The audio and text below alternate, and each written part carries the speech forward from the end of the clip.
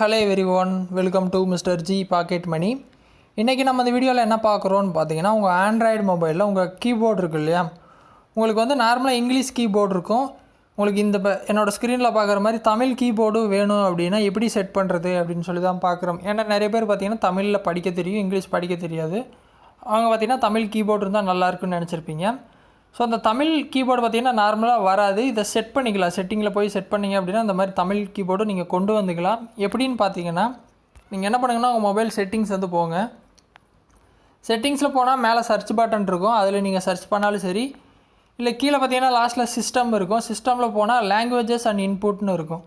So இந்த languages and இன்புட்னு நீங்கள் மேலே சர்ச்சில் அடித்தாலும் இந்த ஆப்ஷன் வந்து உங்களுக்கு கிடைக்கும். அதை கிளிக் பண்ணி ஓப்பன் பண்ணிங்க அப்படின்னா அந்த மாதிரி ஸ்க்ரீன் வந்துடும்.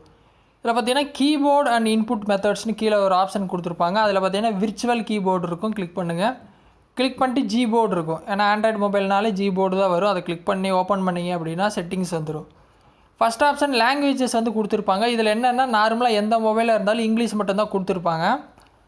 நான் வந்து கீழே பார்த்தீங்கன்னா இங்கிலீஷ் அண்ட் தமிழும் இருக்கும். ஏன்னா நான் தமிழ் வந்து ஆட் பண்ணி வச்சுருக்கிறேன். இதே மாதிரி நீங்களும் தமிழை ஆட் பண்ணிங்க அப்படின்னா உங்களுக்கும் தமிழ் கீபோர்டு வந்து வந்துடும்.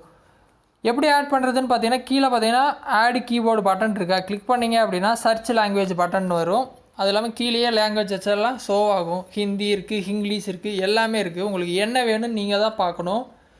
தமிழ் இந்தியாக இருக்கும். அதை கிளிக் பண்ணிட்டு இந்த மாதிரி உங்களுக்கு ஸ்க்ரீன் வரும். ஃபஸ்ட்டு பார்த்தீங்கன்னா ஃபஸ்ட்டு கீபோர்டு எப்படி இருக்குன்னா இங்கிலீஷ் தான் டிஸ்பிளே ஆகும். ஆனால் ஏவை கிளிக் பண்ணால் ஆ வரும், பிஏ கிளிக் பண்ணால் ஆ வரும், அந்த மாதிரி செட்டிங்கு. செகண்ட் கீபோர்டு இன்னொன்று இருக்கும், ஓகேவா.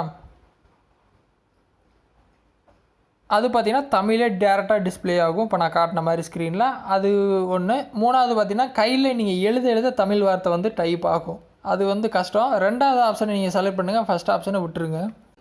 ரெண்டாவது ஆப்ஷன் எடுத்தீங்க அப்படின்னா டேரெக்டாக தமிழ் கீபோர்டே ஷோ ஆகும். அதை மட்டும் செலக்ட் பண்ணிட்டு ஃபஸ்ட்டு இருக்க இங்கிலீஷ் கீபோர்டை அன்செலக்ட் பண்ணிடணும். கீழே பார்த்திங்கன்னா ப்ளூ கலரில் ஹைலைட் ஆகும். அந்த ஹைலைட் பார்த்திங்கன்னா ரெண்டாவது செட்டிங்க்கு மட்டும் ஆனாக இருந்தால் போதும்.